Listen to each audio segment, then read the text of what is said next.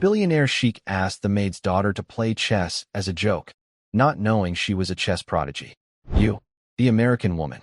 Come here." Sheikh Khalid Al-Jamil's voice cut through the hum of crystal glasses and quiet chatter like a blade. Susan Miller froze, the silver tray trembling in her hands. She was just the maid, nothing more than background to the billionaire's empire. But tonight, she was being pulled into the spotlight for one reason only: his amusement. "Yes, Sheikh Al-Jamil. Sit," he ordered, gesturing to the onyx-and-ivory chessboard that gleamed like a stage waiting for its victim. "You will play with me. It will be educational." The wealthy guests leaned in, smirks on their lips, ready to watch her humiliation unfold. "I want to see how the simple American mind approaches a game of kings." But then, from the shadows, a small voice rose. "My mom is tired, sir, but I will play for her." The room fell silent. A 10-year-old girl had just challenged one of the richest men alive. What began as a cruel joke of power ended as a battle the world would never forget. This is the story of how a maid's daughter brought a billionaire to his knees. Just before we dive in, let us know in the comments where you're watching from today. We love seeing how far these stories reach. And make sure you're subscribed so you don't miss tomorrow's special video. Now let's jump back in. Enjoy the story. A little girl's promise would soon shatter a billionaire's world.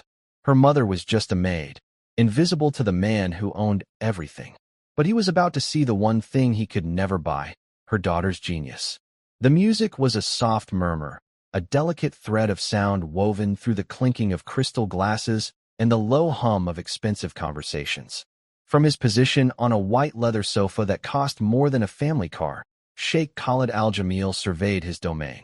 His penthouse was the crown jewel of Dubai, a palace in the clouds with windows that stretched from floor to ceiling, revealing a glittering carpet of city lights that bowed before the Persian Gulf. Everything in this room, from the Italian marble underfoot to the abstract masterpiece on the far wall, was a testament to his power. He had built an empire from oil and ambition, and now, at 55, he was a man who had everything and felt nothing. Boredom was his most persistent enemy, a dull ache in the center of his soul that no amount of luxury could soothe. His guests were the usual collection of people who wanted something from him. There were European businessmen with nervous smiles, local dignitaries who spoke in practiced flattery, and women draped in jewels who laughed a little too loudly at his jokes. They were all pieces on a board, predictable and easily moved. He found their company tiresome. His gaze drifted past them, scanning the room for any distraction. And then he saw her, Susan Miller. She was an American, a widow in her late 30s who had been cleaning his penthouse for the past year. She moved along the edge of the room with a quiet efficiency that made her almost invisible. She carried a silver tray, collecting empty glasses, her expression carefully neutral. To Khalid, she was just another part of the scenery, like the orchids in the corner or the silent air conditioning. He knew she had a daughter. He sometimes saw the small, blonde-haired girl waiting for her mother in the staff quarters, always with a book in her hands. He had never bothered to learn their names. Why would he? A cruel seed of an idea began to sprout in his mind. It was a perfect cure for his boredom. A little entertainment at the expense of someone who could not refuse. A demonstration of his power in a way that everyone would understand. He raised his voice, a rich baritone that effortlessly cut through the party's gentle hum. "You, the American woman. Come here." Every conversation stopped. Every head turned. Susan froze, her hand hovering over a half-empty champagne flute. For a moment, she thought he must be speaking to someone else. But every eye in the room was on her, pinning her in place. Slowly, she straightened up and turned to face him, the silver tray held in front of her like a shield. "Yes, Sheikh Al-Jamil?" she asked, her voice barely a whisper. Khalid smiled, a slow, predatory smile that did not reach his dark eyes. He gestured to the empty space on the Persian rug before him. "Put your tray down. You are finished with your duties for a moment." Susan's heart began to beat a frantic rhythm against her ribs. She did as she was told, placing the tray on a nearby table with hands that trembled slightly. The silence in the room was heavy, suffocating. She could feel the stares of the wealthy guests, a mixture of curiosity and pity. "I have heard," Khalid began, his voice dripping with condescension, "that Americans believe they can do anything. That you are all ambitious and clever. Is this true?" Susan swallowed hard. She didn't know how to answer. I, I suppose we try our best, sir. Your best, he repeated, savoring the words. He pointed to a small, ornate table in the center of the seating area. On it sat a magnificent chess set. The board was crafted from polished onyx and alabaster. The pieces were hand-carved from ivory and obsidian, each one a miniature work of art. Do you know this game, Susan? Her mind went blank. Chess. She had played a few times with her father as a child, but she barely remembered the rules. A little, sir. Not well. Not well? Khalid echoed, a chuckle rising in his chest. The guests joined in with polite, sycophantic laughter. Perfect. I am in the mood for a game. I want you to play with me. I want to see how the simple American mind approaches a game of kings. Humiliation washed over Susan in a hot, sickening wave. Her face flushed. This was not a friendly invitation. It was a spectacle. He was going to make a fool of her in front of all these powerful people. She thought of her daughter, Abby, waiting in the small, sterile room down the hall. Abby was only 10, but she understood things. She would understand that her mother was being mocked. Sir, I can't, Susan stammered, her eyes pleading. I would not be a worthy opponent. I would only waste your time. Nonsense, Khalid boomed, enjoying himself immensely. It will be educational. For both of us. You will learn a lesson in strategy, and He paused for effect, looking around at his audience. I will be reminded of the natural order of things. Now sit. He pointed to the silk cushion on the floor opposite the chess table. It was an order, not a request. Susan felt trapped. To refuse would mean losing her job, the only thing that kept a roof over her daughter's head in this foreign city. To obey meant surrendering her dignity, piece by piece, on that black and white board. With her head bowed, she slowly walked to the table and sank onto the cushion. Her movements were stiff, her body rigid with shame. The sheikh settled into his own seat, leaning back with the casual arrogance of a king about to execute a peasant. He began to arrange the white pieces on his side of the board, his long fingers moving with theatrical grace. You will play with the black pieces, of course, he said, not looking at her. It seems fitting. More laughter rippled through the room. Susan felt a tear slide down her cheek. She quickly wiped it away, hoping no one had seen. She looked at the complex array of carved figures before her. The knight with its proud horse head. The stern, towering king. They looked alien and menacing. She didn't even know where to begin. She felt 100 pairs of eyes on her, waiting for her to fail. Mommy is tired. The voice was small, but it cut through the oppressive silence with the clarity of a bell. Every head swiveled toward the archway that led to the staff corridors. Standing there was Abigail Miller, 10 years old, with hair the color of pale corn silk tied back in a simple braid. Her eyes, a startlingly clear shade of blue, were fixed on the scene in the center of the room. She was small for her age, and the simple cotton dress she wore was a stark contrast to the designer gowns and tailored suits of the guests. But there was nothing small about her posture. She stood straight and still, her chin held high. In her hand, she clutched a worn paperback book. Susan's breath caught in her throat. Abby, go back to the room. Now. But Abby didn't move. Her gaze shifted from her mother's pained face to the sheikh's amused one. She took a step forward, then another, her worn sneakers silent on the plush carpet.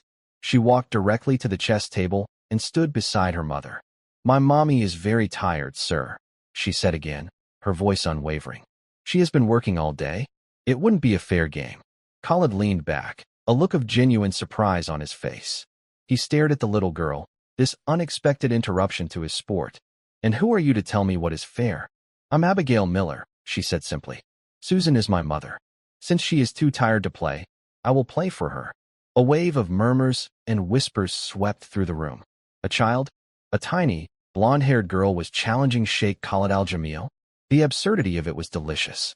Khalid threw his head back and laughed, a loud, booming sound that filled the entire penthouse. You? He roared, wiping a tear of mirth from his eye. A little girl wants to play chess with me? What will you do? Ask your dolls for advice on where to move the pieces. The guests laughed with him, their amusement now directed at this new, even more pathetic, challenger. Abby's expression did not change. Her blue eyes remained locked on his, steady and serious. I don't play with dolls, sir. I play chess. Something in her tone, a quiet confidence that was utterly out of place, made Khalid's laughter falter. He studied her for a moment. This was even better than his original plan. Humiliating the maid was one thing, but defeating her child, a child who showed such misplaced bravado, would be a story he could tell for weeks. Very well, he said, a cruel grin spreading across his face. If the little lion cub wishes to defend her mother, who am I to deny her? Sit. Let us see what you can do. Susan grabbed her daughter's arm. Abby, no. You don't understand. Please, just go back to the room. Her voice was a desperate whisper. She knew her daughter was bright. Abby loved to read, and she loved the old chess set her grandfather had given her. But this was Sheikh Al-Jamil. This was not a game. It was a ritual of cruelty. Abby gently pulled her arm free. She looked at her mother, and in her eyes, Susan saw a flicker of something ancient and resolute. It was the same look her own father, the general, used to get before a difficult decision. It's okay, Mom, Abby whispered, her voice so low only Susan could hear it.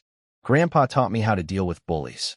She then turned and, with a grace that seemed beyond her years, sat on the cushion her mother had just vacated. She did not look intimidated by the sheik, or the crowd, or the impossibly expensive chess set. She simply looked at the board, her small hands resting in her lap. The sheik made a grand gesture toward the board. The black pieces are yours. I hope you at least know how they move. A man near the window, a British diplomat named Mr. Harrison, whispered to his wife, "This is distasteful.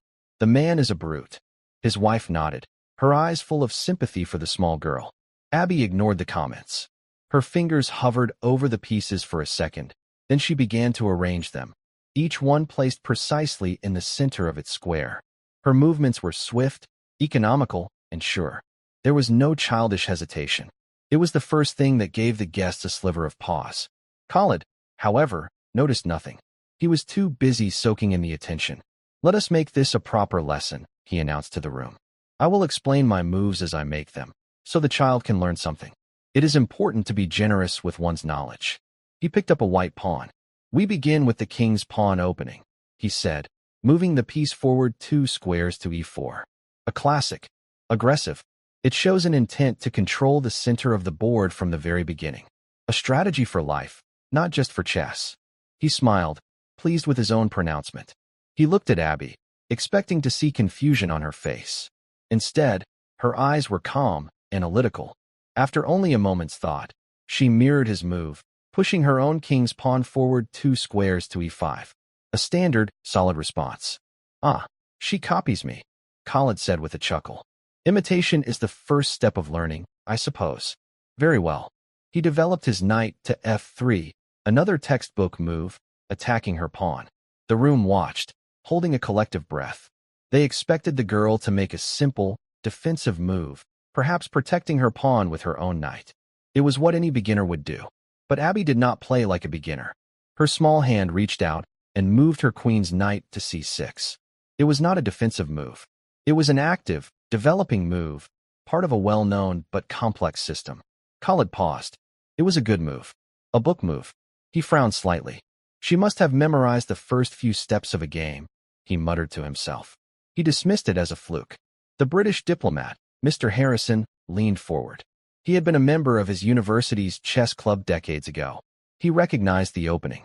It was solid. More than solid. It was professional. The game continued. Khalid made his moves with flourish and commentary, treating each one like a miniature lecture for the benefit of his audience and his student. Abby, in contrast, was a picture of quiet concentration. Her moves were quick, precise, and thoughtful. She did not waste a single motion. She did not look up at the crowd. Her entire world had shrunk to the 64 squares in front of her. With each move, a subtle shift occurred in the room. The quiet snickers faded. The looks of pity directed at Abby were replaced by glances of confusion, and then, of dawning surprise. The girl wasn't just playing, she was competing. Khalid's condescending smile began to feel tight on his face. He was still in control, he told himself. He was the sheik. She was the maid's daughter. He was simply letting the game go on for the sake of the drama. But a small, cold knot of doubt was beginning to form in his stomach. The girl's pieces were moving into positions of surprising power. They worked together, a silent, coordinated army that seemed to anticipate his every plan. He looked up from the board, and into her eyes. For the first time, he saw past the blonde hair and the simple dress. He saw an intelligence that was sharp and deep, a focus that was absolute. And he realized, with a jolt of shock, that the 10-year-old girl sitting across from him was not playing. She was hunting. While Sheikh Khalid Al-Jamil thought about his next move, Abby allowed her mind to drift for just a moment. The scent of the Sheikh's expensive cologne was sharp and unfamiliar, a stark contrast to the memory it triggered, the faint, comforting smell of old books and pipe tobacco that always clung to her grandfather's study. 8 years before, when she was just a toddler, her father had passed away, leaving Susan a young widow with a mountain of worries. They moved in with Susan's father, General Robert Miller, a man the world knew as Iron Wall Miller for his unbreachable battlefield strategies, but whom Abby simply called Grandpa. Their house was small and modest, filled with the quiet dignity of a man who had served his country for 40 years. His greatest treasure was not his collection of medals, which he kept in a dusty box in the attic, but his library of books on history, philosophy, and military strategy. In the center of this room stood a small wooden table with a scarred and beloved chessboard. One rainy afternoon, when Abby was 4 years old, she had toddled into the study and pointed a curious finger at the carved wooden pieces. "What's that, Grandpa?" The general, a man with eyes that had seen too much but still held a soft light for his granddaughter, smiled. "That, little one, is a battlefield. It's a world where a pawn can become a queen, and a king can be trapped by a clever thought. It teaches you how to think." He began to teach her, not just the rules, but the soul of the game. He never let her win. Instead, he taught her how to lose. He taught her to study the board after every defeat, to understand her mistakes, and to learn from the strategy of her opponent. "Every loss is a lesson in disguise, Abby," he would say, his voice a low rumble. "The person who learns the most from their failures is the one who will never truly be defeated." By the time she was 6, she was no longer just learning. She was seeing patterns, understanding the flow of power across the 64 squares. Her grandfather gave her his old, annotated books. She devoured the games of the great masters, but it was her grandfather's own handwritten notes in the margins that she studied most intently.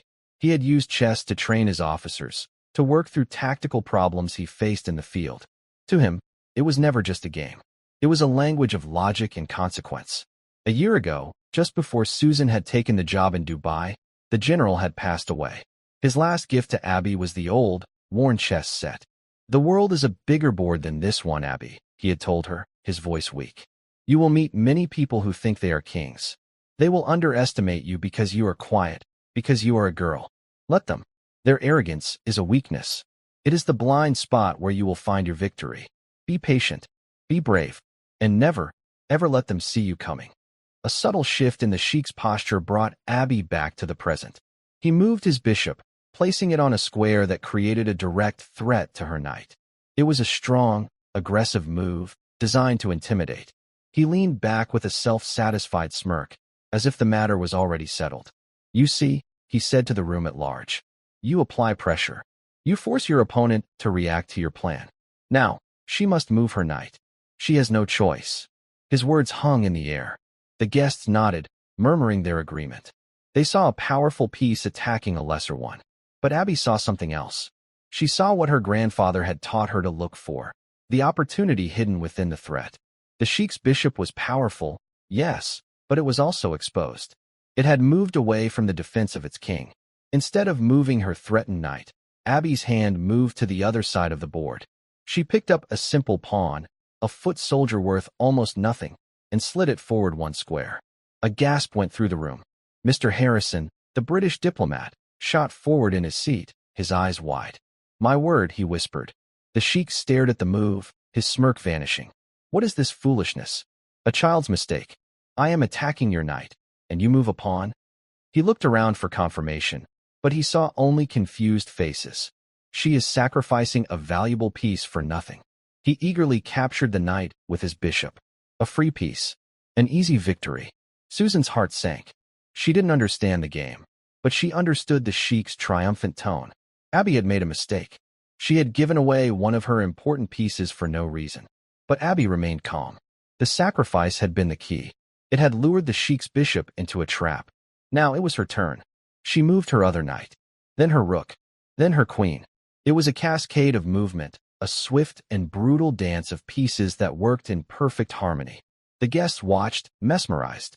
What had looked like a random, chaotic board a moment ago was now a perfectly constructed web. The Sheikh's pieces were tangled, blocked, and useless.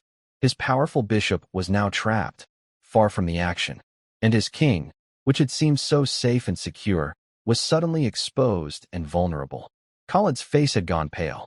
The blood drained from it, leaving a sickly, ashen color. His arrogance was gone, replaced by a frantic, dawning horror. He looked at the board, desperately searching for an escape. There was none. Every possible move led to disaster. The little girl, the maid's daughter, had not blundered. She had seen 10 moves ahead. She had laid a trap, and he had walked into it like a fool. His hands began to tremble. This couldn't be happening. He was Sheikh Khalid Al-Jamil. He did not lose, especially not to a child. The room was utterly silent now. The only sound was the quiet hum of the air conditioning. Every guest was on their feet, craning their necks to see the board. They were witnessing the impossible.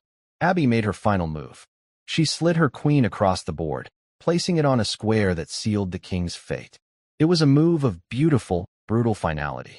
She looked up from the board, her clear blue eyes meeting the Sheikh's. "Checkmate," she said, her voice soft but clear. The word hung in the air for a full 10 seconds. Khalid stared at the board, his mind refusing to accept the reality of the pieces. The Black Queen stood like an executioner next to his fallen king. He was trapped, defeated, humiliated. Then, the rage came. It started as a low growl in his chest and erupted. "No!" he roared, slamming his fist on the table. The delicate ivory pieces rattled. "Impossible!" He shot to his feet, his chair scraping violently against the marble floor. His eyes were wild, his face contorted with fury. "This is a trick, a fraud." Susan rushed to Abby's side, pulling her daughter behind her as if to shield her from the Sheikh's anger. "Sir, please." "Silence," Khalid bellowed, pointing a trembling finger at Abby. "This girl did not beat me. She cheated. It is the only explanation." He scanned the room, his paranoid gaze landing on his staff, who cowered by the walls. "One of you was helping her, sending her signals. Or perhaps," he whirled around to face Abby again, "she has a device. An earpiece. Someone was telling her the moves." The accusation was so absurd that for a moment, no one knew how to react. A 10-year-old girl using secret technology to win a chess game? Mr. Harrison, the diplomat, finally found his voice.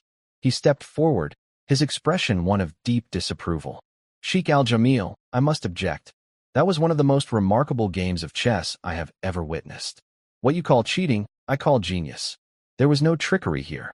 You know nothing." Khalid spat, his pride completely shattered. He was not just a loser, he was a spectacle. All his important guests had seen him, a powerful billionaire, be systematically dismantled by a servant's child. His reputation was in tatters. He had to regain control. He had to rewrite the story. He fixed his furious gaze on Abby, who stood calmly behind her mother, her expression unreadable. "You think you are clever, little girl?" he sneered. "You think you can make a fool of me in my own home? I will give you a chance to prove your so-called genius." He paced the room like a caged tiger, his mind racing. "We will play again," he announced, his voice regaining its command. "But not here, in private. We will play in public, where the whole world can watch. We will play in the grand atrium of the Dubai Mall, on a giant electronic board for all to see. We will have experts there, masters of the game, to monitor everything, to search you for any devices, to ensure there is no cheating." He stopped and loomed over Abby, a menacing shadow. "When I defeat you there, in front of everyone, they will all see you for the little fraud that you are. And your mother," he added with a cruel twist of his lips, "will be scrubbing floors in the desert for the rest of her life. Do you accept my challenge?" Susan clutched Abby's hand, her own trembling with fear. "No, absolutely not. She is a child. This is madness." But Abby stepped out from behind her mother. She looked up at the towering, angry man, and the same quiet, unshakable resolve her mother had seen earlier returned to her eyes. It was the look of Ironwall Miller staring down an enemy charge. "I accept," she said. Abby's 2 words, "I accept," landed with the force of a physical blow. The defiance in them, so simple and so absolute, seemed to suck the remaining air from the penthouse. For a moment, the only sound was the faint, distant wail of a siren in the city below. Susan stared at her daughter, her heart a cold stone in her chest. Fear, fierce and primal, warred with a wave of overwhelming pride. This was her child, this small, fearless girl standing up to a tyrant. This was the general's granddaughter. But the general wasn't here to protect them. They were alone, two specks of dust in this gilded cage, and the cage keeper was enraged. Sheikh Khalid Al-Jamil's lips curled into a triumphant sneer. He had her. The child's pride had been her undoing. He had turned his public humiliation into a masterstroke of public relations. Now, he was no longer the bully who lost to a child. He was the magnanimous patron, giving the little prodigy a chance to prove herself on a world stage. A stage he controlled completely. "Excellent," he said, his voice smooth as oil. He clapped his hands together, the sound sharp and final. "It is settled. My staff will arrange the details. The match will be in 3 days. That should be enough time for you to prepare." He let the word hang in the air, a subtle threat. He turned to his stunned guests, his composure fully restored. He was a king again, dispensing grand decrees. "My friends, you will forgive this interruption. A small matter of household discipline. Please, enjoy the evening. We have just been treated to a most amusing appetizer. The main course, it seems, will be even more entertaining." But the party was over. The mood had been shattered. The guests began to make their excuses, their polite smiles barely concealing their eagerness to leave and spread the story. They had come for drinks and networking.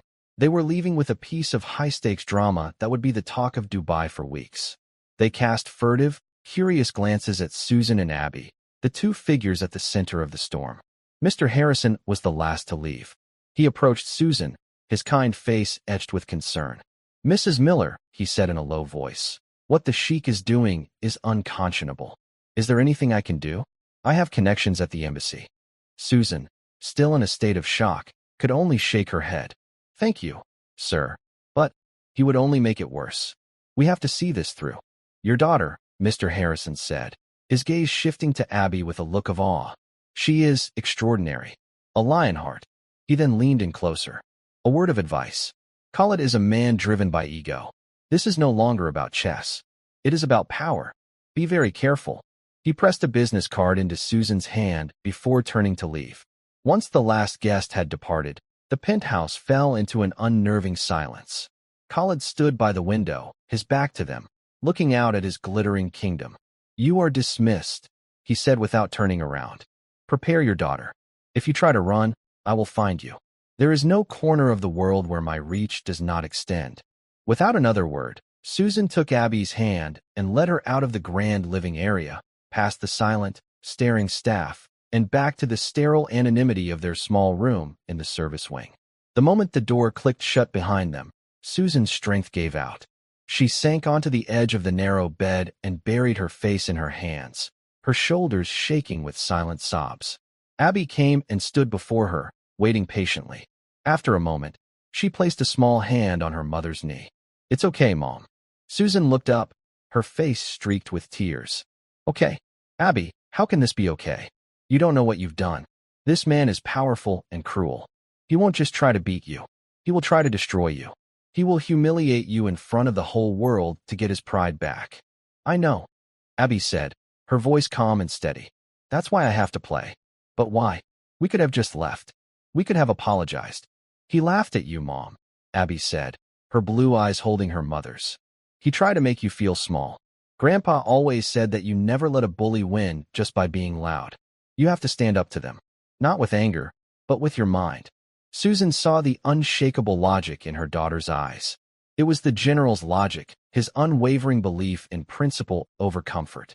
She pulled Abby into a fierce hug, breathing in the scent of her daughter's hair. "You are too much like him," she whispered. "Brave and stubborn and much too smart for your own good." She held her daughter at arm's length. "Are you scared?" Abby considered the question for a moment. "The game doesn't scare me. It's just pieces on a board. The Sheikh, he's just a man. He's loud, but he's not smart. I saw it in his eyes when he played. He doesn't respect the game. He only respects himself. That's his weakness." Over the next 3 days, their tiny room became a strategic command center. Susan, her fear now channeled into a fierce maternal resolve, did her best to shield Abby from the storm raging outside. The story of the Sheikh and the Maid's daughter was everywhere. It was on the news, on the internet, on the front pages of newspapers from Abu Dhabi to London. The narrative was spun exactly as Khalid had intended. He was portrayed as a generous, if eccentric, billionaire who had discovered a hidden talent and was giving a poor, gifted child a once-in-a-lifetime opportunity. Reporters and photographers camped outside the skyscraper, hoping for a glimpse of the mysterious 10-year-old chess prodigy. Khalid's PR machine worked overtime. They released glossy photos of him looking thoughtful over a chessboard. They arranged interviews where he spoke of his passion for the game and his desire to nurture young talent. He was the hero of the story. Abby was a curious footnote, a Cinderella of the chessboard, whose role was to be the catalyst for the Sheikh's magnanimity. Inside their room, the world of media and spin felt a million miles away. They ignored the television and the internet. Susan's focus was on Abby. She made sure her daughter ate well, slept enough, and didn't feel the crushing weight of the pressure building around her. For her part, Abby seemed almost serene. She didn't need a fancy computer or a team of grandmasters to prepare. She just needed the worn, wooden chessboard her grandfather had given her.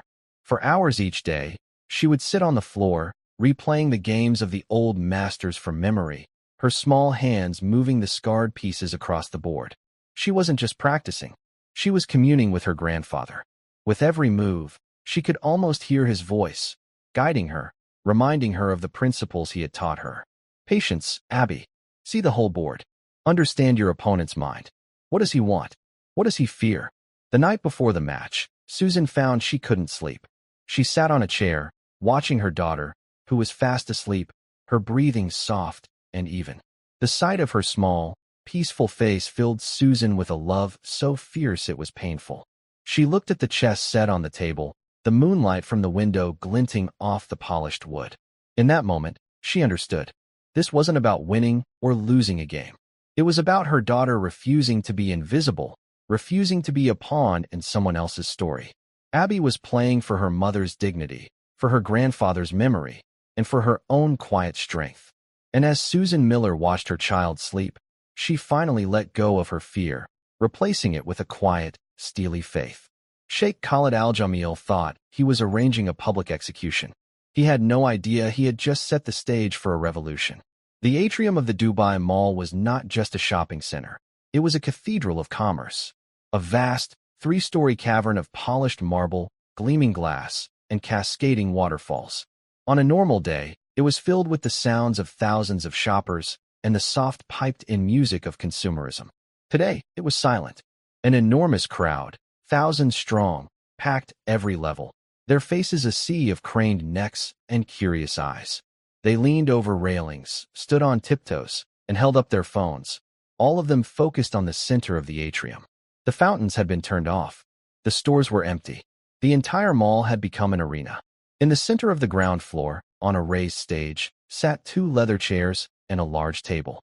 But the real focus was the colossal electronic screen that hung from the ceiling above them. It was a giant, glowing chessboard, each square the size of a small car. This was the stage Sheikh Khalid had built for his revenge. It was a spectacle of overwhelming force, designed to intimidate and to crush. Television cameras were positioned everywhere. 2 men sat at a commentary desk to one side of the stage, their hushed, expert voices broadcast over the PA system. One was a renowned Russian grandmaster, the other a well-known Emirati sports journalist. A roar went up from the crowd as Sheikh Khalid Al-Jamil made his entrance. He was dressed in a pristine white traditional robe, looking every bit the benevolent king. He waved to the crowd, a confident, magnanimous smile plastered on his face. He sat down at the table, took a sip of water, and basked in the adoration of the audience. He was the master of ceremonies, the star of the show. A few moments later, a small door opened at the side of the stage, and Susan and Abby emerged. If the Sheikh's entrance was a thunderclap, theirs was a whisper. They were met with a wave of murmurs and 1,000 flashing cameras. Abby was wearing a simple blue dress. She held her mother's hand, her face pale but composed. She looked impossibly small in the vast, overwhelming space. As they approached the stage, they were stopped by two stern-looking officials in suits. One of them, a woman with a severe haircut, knelt down in front of Abby. "We are required to perform a security check, miss," she said, her voice devoid of any warmth. She ran a handheld metal detector over Abby's small frame. Then, she gently checked her ears and the collar of her dress. The crowd watched in stunned silence. The Russian grandmaster at the commentary desk spoke into his microphone, his voice tinged with disbelief. "I have commentated on world championship matches for 30 years, and I have never seen a player search for devices before a game, especially not a child. The search was a calculated piece of theater, one last turn of the screw by the Sheikh to plant the seed in everyone's mind that the girl was a potential cheat." But the act backfired. In the crowd, the mood began to shift from simple curiosity to a quiet, simmering sympathy. They saw a powerful billionaire using his might to intimidate a little girl, and it felt wrong. The search, of course, found nothing. Abby was led to her chair. It was so large that her feet dangled a foot off the floor. She looked across the table at the Sheikh, who gave her a dismissive, condescending wink. The head arbiter, a stern German man, stepped forward. "The rules have been agreed upon. This will be a standard game. 1 hour on the clock for each player. The Sheikh, as the challenger, has chosen to play with the white pieces. Are the players ready?" Khalid nodded impatiently. Abby looked out at the huge, intimidating crowd, found her mother's anxious face, and gave a small, almost imperceptible nod. The arbiter pressed the master clock, and the game began. On the giant screen above, a white pawn moved forward 2 spaces. E4. The same opening as before. It was a message from the Sheikh. That first game was a fluke. This time, we play for real. A hush fell over the thousands of spectators. Every eye was on the small, blonde-haired girl. The world was watching, waiting to see what she would do. Abby took a deep breath, letting the roar of the crowd and the weight of the moment fade away until all that was left was the silent, 64-square world she knew so well. She reached out her hand and, with a steady, certain touch, she moved her piece. Abby's hand moved with a quiet certainty. She did not play the standard, expected response to the king's pawn opening. She did not mirror his move as she had done in the penthouse. Instead, she moved her pawn to c5, the Sicilian defense. A low murmur rippled through the knowledgeable members of the crowd. At the commentary desk, the Russian grandmaster sat up straighter, his eyes alight with interest. "The Sicilian defense," he announced, his voice booming through the atrium. "An ambitious choice. It is one of the most complex and aggressive responses to White's opening. It immediately creates an asymmetrical game. The girl is not playing for a draw. She is telling the Sheikh, 'I am not here to defend.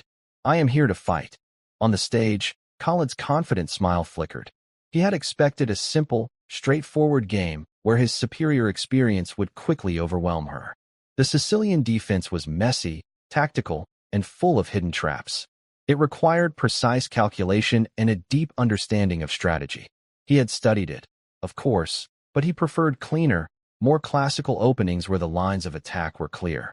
This was the territory of grandmasters and calculating machines, not little girls. He scowled, dismissing it as a fluke. She had likely memorized the first few moves of a fashionable opening to look impressive.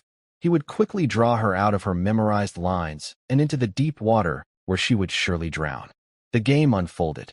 Khalid played aggressively, launching a premature attack on the king's side, hoping to intimidate Abby with a show of force.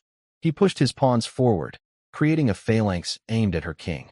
On the giant screen, his white pieces looked like an advancing army, a wave of power about to crash against a fragile shore. Abby, however, refused to be intimidated. She met his aggression with a calm, almost unnerving patience. While he was busy with his flashy, obvious attack, she was quietly developing her pieces on the other side of the board.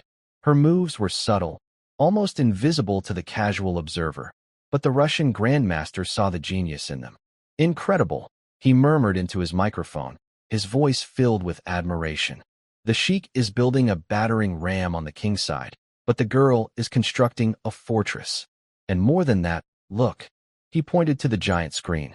While the Sheikh is focused on his attack, she is taking control of the center. She is building a foundation. He is building a weapon on sand. Susan watched from the front row, Her hands clenched so tightly her knuckles were white. She didn't understand the intricate dance of the pieces, but she could see the story unfolding on her daughter's face. Abby's expression was one of pure, untroubled concentration. She was in her element, a mathematician solving an elegant equation. In contrast, the Sheikh was beginning to unravel. His initial confidence was curdling into frustration. His attack had stalled against Abby's unshakable defense. His pieces were overextended, his position awkward. He was a brawler who had thrown a wild punch and missed, leaving himself off balance and vulnerable. He began to fidget in his chair, tapping his fingers on the table, taking long, nervous sips of water. The crowd, which had initially been on his side, was now watching in a tense, expectant silence. They were starting to believe the impossible might happen again. The turning point came an hour into the game. Khalid, growing desperate, made a reckless move. He sacrificed a knight for what he thought was a decisive attack on her king. It was a gambler's move, a desperate attempt to smash through her defenses and end the game quickly. For a moment, it looked terrifying. His queen and rook were now bearing down on Abby's king. The Emirati commentator gasped. This could be it. The Sheikh's sacrifice may have broken through her defenses. Abby looked at the position for a full 5 minutes, the longest she had paused during the entire game. The silence in the atrium was absolute. Thousands of people held their breath. From the stage, Khalid watched her, a predatory gleam in his eyes. He thought he had her. He thought her childish mind had finally cracked under the pressure. But Abby wasn't cracking. She was calculating. She was looking past the immediate threat, deep into the heart of the position. She was hearing her grandfather's voice. Never be blinded by a threat, Abby. Look for the opportunity it creates. And then she saw it. A path. A narrow, beautiful, devastating path that no one else in the entire atrium had seen. Not the Sheikh, not the commentators, not the thousands of spectators. It was a sequence of moves so subtle and so profound that it took the breath away. Her hand moved. She didn't defend her king directly. Instead, she sacrificed her own rook, placing it on a seemingly meaningless square. A collective groan went through the crowd. The Emirati commentator threw up his hands. A blunder. A tragic mistake. Under the pressure, the child has thrown the game away. She has given up her rook for nothing. Even the Russian grandmaster looked stunned. I do not understand this move, he said, shaking his head. Only Khalid did not look happy. He looked terrified. Because in the instant she made the move, he saw what she had seen. Her sacrifice was not a blunder. It was a lure. A brilliant, fatal deflection. By taking her rook, a prize he could not refuse, his own queen would be drawn out of position, leaving his own king catastrophically exposed. His hand froze over the piece. He saw the trap laid bare before him. But it was too late. The entire structure of his game was a house of cards, and she had just pulled out the one card that made it all collapse. To not take the rook was to lose slowly. To take it was to lose instantly. Sweat beaded on his forehead. The confident smile was a distant memory, replaced by the slack-jawed mask of a man staring into the abyss. The crowd, sensing the dramatic shift, began to murmur. They could see it in his face. The Sheikh, the billionaire, the king of his universe, was lost. He took the rook. He had no choice. Abby's next move was a quiet, simple one. She moved her bishop. Her move after that was to advance a pawn. Her third move was to bring her knight into the attack. There was no rage, no triumph in her movements. It was just the calm, inexorable logic of checkmate. On the giant screen, the pieces moved with a terrible finality. The Sheikh's king was hounded across the board, stripped of its defenders, until it was cornered on the edge of the world. Abby picked up her queen. She slid it across the board, placing it on the final square. It was over. Checkmate, she said. Her voice was too quiet for the microphones to pick up, but the entire world saw it. On the giant screen, the Sheikh's white king flashed red, trapped, defeated. For a full minute, there was absolute silence. The crowd, the commentators, the Sheikh himself, were all frozen, united in a state of collective shock and disbelief. A 10-year-old girl, the daughter of a maid, had not only defeated one of the richest men in the world, she had done it on a global stage, outplaying him, outthinking him, and systematically dismantling his pride, piece by piece. Then, a single person began to clap. It was Mr. Harrison, the British diplomat, standing in the front row. Then another person joined in, and another, until the entire atrium erupted in a thunderous, roaring wave of applause. It was not just applause for a brilliant game of chess. It was a roar of approval for the underdog, for the quiet courage that had faced down arrogant power and won.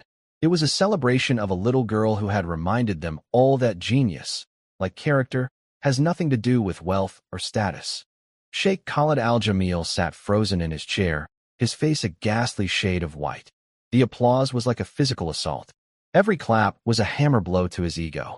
He looked at the celebrating crowd, at the flashing cameras, at the giant screen that displayed his humiliation for the entire world to see.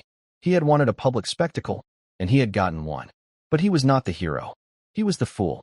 He pushed his chair back violently, stood up, and without a word, without a handshake, without acknowledging his opponent, he stormed off the stage and disappeared, a king fleeing from his own fallen kingdom. On the stage, Abby finally looked away from the board. She looked out at the sea of cheering faces, and for the first time, a small, shy smile touched her lips. She saw her mother running toward her, her face a beautiful mess of tears and pride. Susan wrapped her daughter in her arms, lifting her off the floor. "You did it," Susan sobbed into her daughter's hair. "Oh, Abby, you did it." "We did it, Mom," Abby whispered back, her voice muffled against her mother's shoulder. "Grandpa would be proud." In the aftermath, Sheikh Khalid Al-Jamil became a global laughingstock. The story of his arrogance and his spectacular defeat was not just news. It was a modern fable told and retold in every corner of the internet. Memes proliferated. His stunned, ashen face at the moment of checkmate became a viral symbol for hubris meeting its downfall. News outlets dubbed the match the Sultan's slaughter and the Maid's checkmate. He had tried to make a pawn of a little girl, only to discover he was the one being played. He had lost far more than a chess match. He had lost his dignity, and it was a loss from which he would never recover. He retreated into the gilded prison of his penthouse. The fawning guests and business associates who had once filled his rooms now found excuses to be unavailable. His calls went unanswered.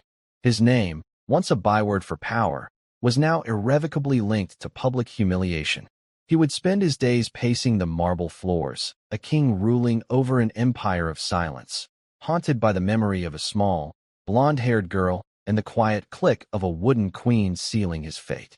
He had all the money in the world, but he had become a ghost in his own life, a cautionary tale whispered in the boardrooms and palaces he once dominated. For Abby and Susan, everything changed, and yet, the most important things stayed the same. The moment they stepped off that stage, they were engulfed in a storm of global attention. Offers poured in from all over the world. Corporations wanted to sponsor Abby, offering seven-figure deals to put their logo on her blazer. The most prestigious private schools in America and Europe offered full scholarships, promising to nurture her genius. Talk show hosts, documentary filmmakers, and Hollywood producers flooded them with requests, all wanting to package and sell their incredible story. It was overwhelming, a tidal wave of opportunity that threatened to pull them under. But Susan, guided by a quiet, unshakable maternal instinct, became her daughter's fierce protector. She remembered the reason Abby had sat down at that chessboard in the first place, to defend her mother's dignity. It was now Susan's turn to defend her daughter's childhood. With the help of a lawyer recommended by a delighted and deeply impressed Mr. Harrison, she navigated the deluge. They accepted one offer, a full academic scholarship to a renowned but discreet school near Washington, D.C., a school known for nurturing gifted children without thrusting them into the spotlight. Susan took a quiet administrative job at a nearby university, a position that offered a comfortable life and, more importantly, a predictable schedule. She wanted evenings free for homework, weekends for trips to the park, and a life defined not by fame, but by normalcy. They left Dubai quietly, slipping away before the media frenzy could consume them completely. They settled into a modest, sunlit apartment with a small balcony perfect for growing flowers. For the first time in years, Susan felt a sense of peace. She was no longer a servant, living in the shadow of a wealthy master. She was just a mother, building a home for her daughter. Abby, for her part, handled her newfound fame with the same calm poise she displayed at the chessboard. She understood what had happened, but she didn't let it define her. The world might see her as a chess prodigy, a giant slayer, but she saw herself as a girl who loved to read, who was still learning long division, and who missed her grandfather dearly. She continued to play chess, joining the school club and occasionally participating in youth tournaments. She played not for the trophies or the accolades, but for the pure, quiet joy of the game, for the beautiful logic of the 64 squares. It was her connection to her grandfather, a private conversation that continued long after he was gone. 1 year later, a gentle autumn breeze rustled the leaves of the oak tree outside their apartment window, casting dappled sunlight across a familiar wooden chessboard. Abby, now 11, sat cross-legged on the living room floor, her chin resting on her hand as she contemplated the board. Her blonde hair was a little longer, and she was a little taller, but her eyes held the same deep, thoughtful concentration. Across from her sat Susan, a soft smile on her face. In the past year, Susan had insisted Abby teach her how to play properly. "If you're going to be a world-famous chess player," she had joked, "your mother should at least know the difference between a rook and a bishop." The lessons had become their favorite ritual, a quiet space of connection at the end of the day. "Be careful, Mom," Abby said, a playful glint in her eyes. "You left your queen exposed." Susan looked at the board and sighed dramatically. "You see, this is the problem with having a genius for a daughter. I can never win." They both laughed, a warm, easy sound that filled the comfortable room. Their life was simple now, and profoundly happy. The noise of their Dubai adventure had faded, replaced by the gentle rhythms of school, work, and quiet evenings together. Abby was thriving in her new school, making friends who knew her as Abby the science whiz, not Abby the chess prodigy.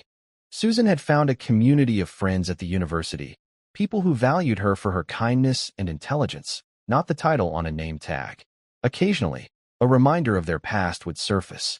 A magazine article would rehash the story, or a stranger would recognize them on the street. But they had learned to navigate these moments with grace. The world saw them as the heroes of a dramatic story, but they knew the truth was quieter and more personal. Their victory was not the checkmate scene around the world, but this peaceful afternoon, this shared laughter, this simple, unbreakable bond between a mother and her daughter. That evening, as Susan tucked Abby into bed, Abby looked up from her book. "Mom," she asked, "do you think the Sheikh ever plays chess anymore?" Susan paused, considering the question. She thought of the vast, empty penthouse, the man who had everything and nothing. "I don't know, honey," she said softly. "But I think, for some people, the game is only fun when they are sure they can win. They don't understand that the best lessons come from the games you lose." Abby nodded, a thoughtful expression on her face. She understood perfectly. She closed her eyes, and Susan watched her for a moment, her heart filled with a love so deep it ached. Sheikh Khalid had tried to make her daughter his entertainment, but he had failed to see what General Iron Wall Miller had always known, and what the world had now learned. True strength isn't about the power you wield over others. It is the quiet courage you find within yourself. It is the dignity you refuse to surrender. It is the love you fight to protect. And that difference defines not only who wins at chess, but who wins in life. And that's where we'll end the story for now. Whenever I share one of these, I hope it gives you a chance to step out of the everyday and just drift for a bit.